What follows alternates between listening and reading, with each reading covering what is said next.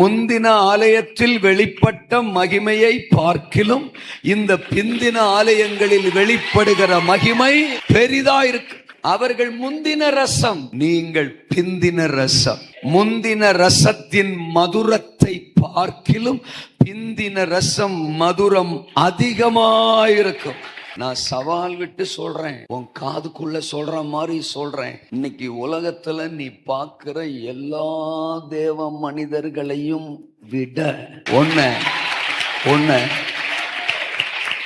பயங்கரமா கர்த்தர் பயன்படுத்த போறார். நீதான் தேவன் தேடுகிற ஒரு தீப்பொறி, ஒரு யோசேப்பு.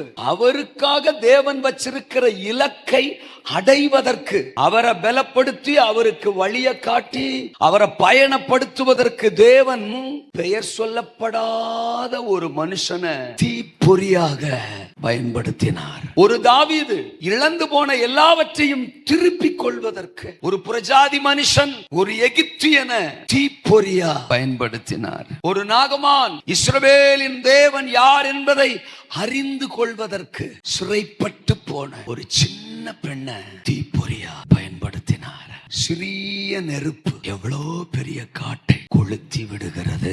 நீ சின்ன ஆளுன்னு நினைக்காத, உனக்குள்ள ஒரு நெருப்பு இருக்கு.